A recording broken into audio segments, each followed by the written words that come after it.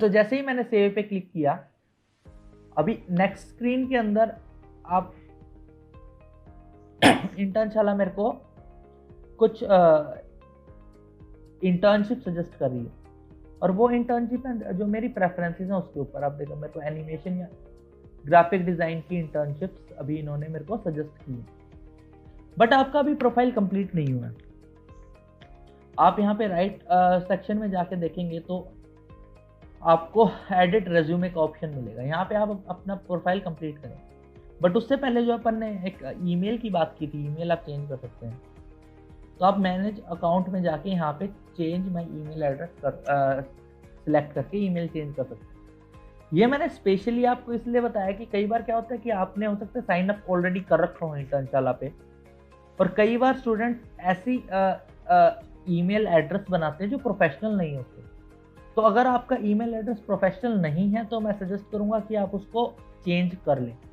मेरा प्रोफेशनल से मतलब मेरा ये है कि आप प्रोफेशनल कॉरस्पॉन्डेंस में अगर वो ईमेल एड्रेस आपका सही नहीं लगा, जैसे कई बार ईमेल एड्रेस स्टूडेंट्स का ऐसे होता है जैसे हंकी हिमांशु या फिर सेक्सी हिमांशु, वो एक जो ईमेल एड्रेस है वो प्रोफेशनल कॉरस्पॉन्डेंस पे सही नहीं रहता। तो चलो अपन रेज्यूमे को देखते हैं कि ऑप्शंस कैसे एडिट कर सकते हैं।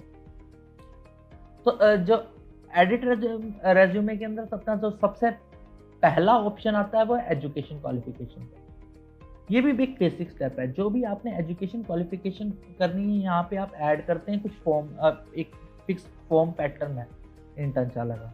तो ऐसे मैं स्टार्ट करता हूँ 10th क्लास से।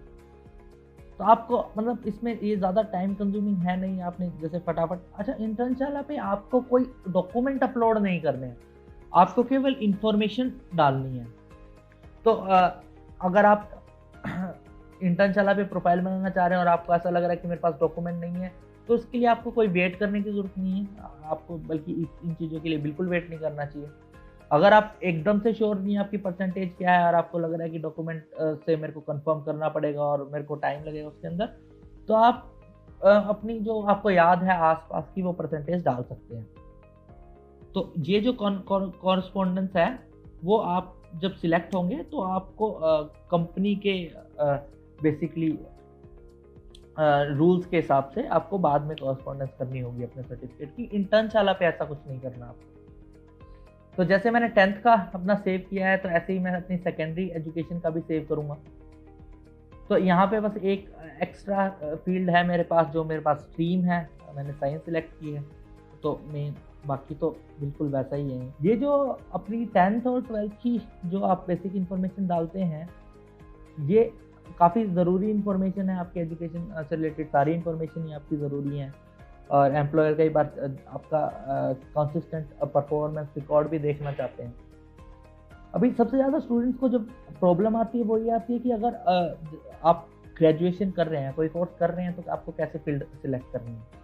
तो जैसे मैंने अभी बताया कि जो स्टूडेंट है मैं हूँ अभी, कि मैं 3rd ईयर अगर कॉलेज में है स्टूडेंट, अभी उसका कंप्लीट नहीं हुआ है, तो इंटर्नशाला ने इसके लिए ऑप्शन दिया है परसुइंग।